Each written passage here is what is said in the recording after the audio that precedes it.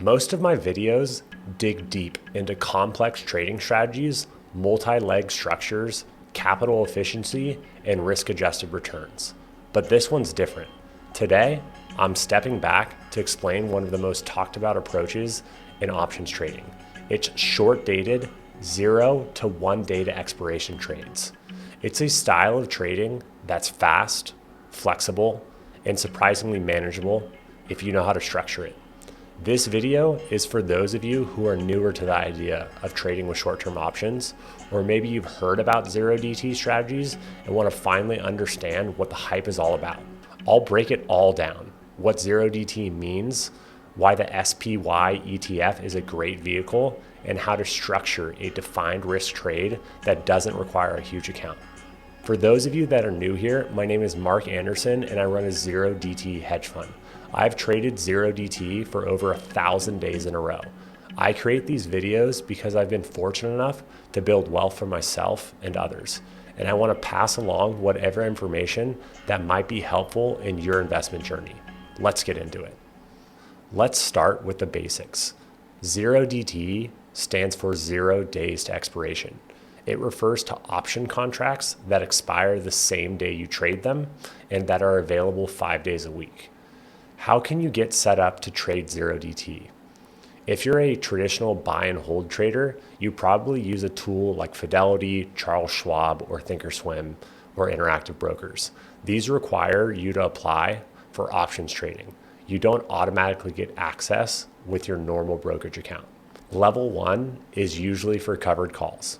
Level 2 adds the ability to buy long options, puts and calls.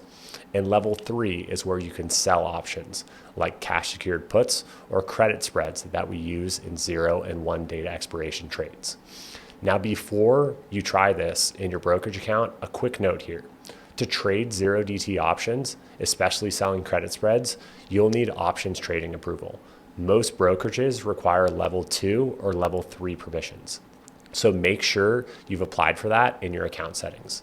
Once approved, you'll be able to access the options chain and place these trades. If you're not sure what level you have, just reach out to your broker or check your account dashboard. The next thing I want you to be aware of is the SPY ETF. It's an ETF that tracks the S&P 500 and offers daily expirations. That means there's 5 opportunities a week to trade a position in the morning and have it expire when the market does, or take a position overnight each day. Why does this matter? Because with such little time left, the premium in the options decays even faster.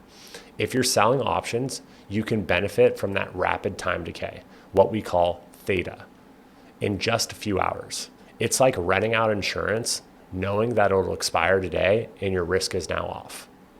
Why is SPY ideal for trading these short-dated options that expire every day? Because it's diversified by design.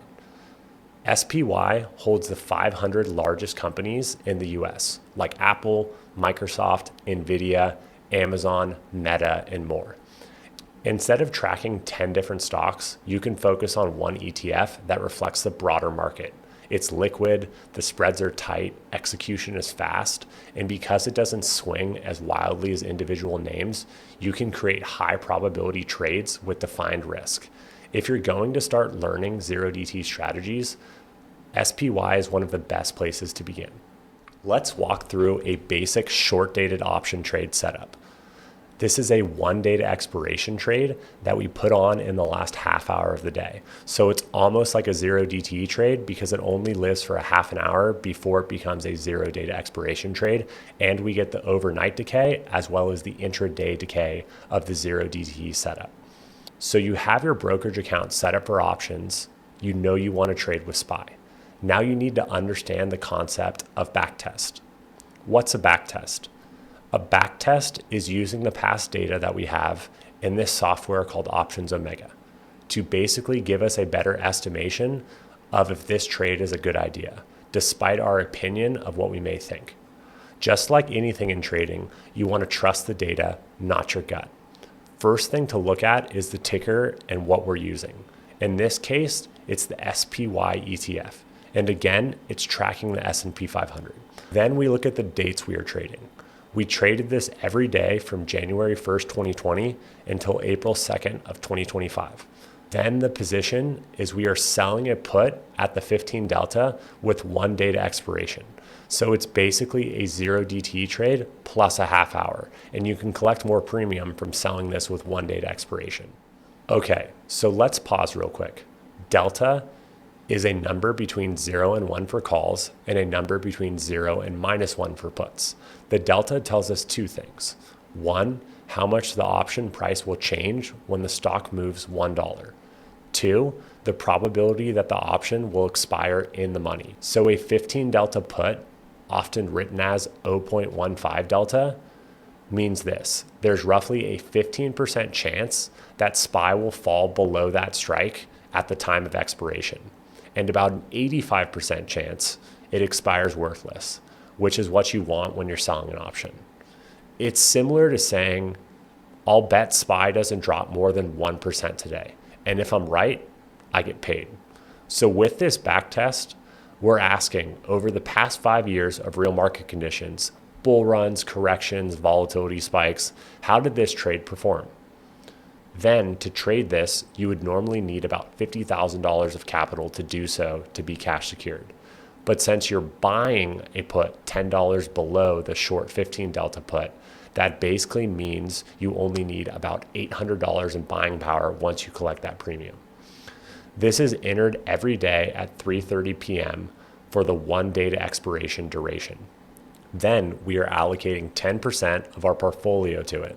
So if you have a $100,000 account, that would mean we're trading 10 contracts of this. Then if the price of the option that we sold increases by 7x, we would buy it back, basically to say we no longer want to be in this trade and we don't think it's going to turn around and we'd like to take off our risk with that 7x stop loss. Then we have our entry slippage and stop loss slippage. This basically means this is the cost to get into the trade and out of the trade. Everyone already pays this, so it makes sense to include this in the backtest as an accurate real life trading assumption. And you can see here that over the 5-year life of this trade, we doubled our account from $100,000 to $193,000. Meaning that over the course of those 5 years, just by trading only 10% of our account per day, we doubled our account, which is 1,000% return on buying power over those 5 years. That's nearly a 200% yearly return. You can also see here that our win rate is 88.1%. And basically what that means is that when we trade this every single day, since there's 5 days a week in expiration, we should lose only about once every 2 weeks. And basically every time you do this, you should average $100 that you make from the trade. When you win, your average win is about $350. And when you lose once every 2 weeks, you'll lose about $1,800. You can see that even in 2020, it performed very well. When the market crashed in 2022 and the market was down by 20%, we still made money. It's been consistent, making money every year. This is something that everyone could do in a couple minutes a day. This kind of backtesting is crucial because it helps remove opinion and emotion from the equation. Instead of saying, I think this trade will work, we're looking at real historical data to ask, has this trade worked? Step 1, wait until after 3 p.m. Eastern. Why? The decay is richest in the last hour of the day.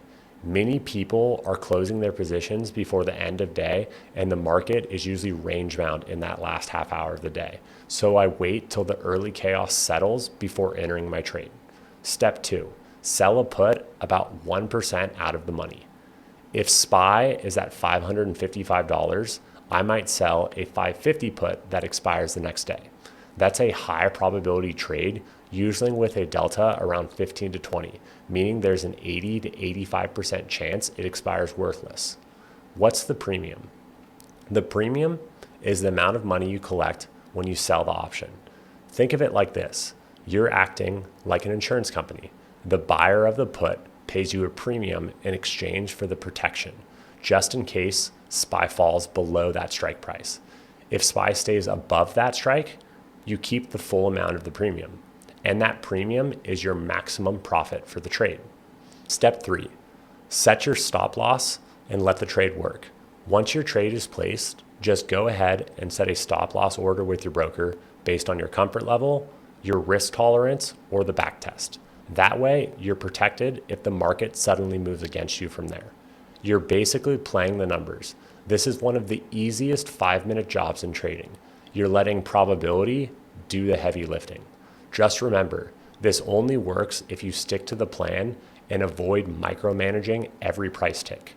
Now, if you don't have a large account, here's a lower risk version that requires less capital, the put credit spread. Same concept here, but with even more of a defined risk profile. Let's say SPY is at 555 and you sell a 550 put. Then you buy a 545 put for protection. This creates a spread with a $5 width and caps your risk at $500 minus the premium you collected. You might collect $40 or $50 in premium. That's close to a 10% return on your buying power in one day. And you have defined risk.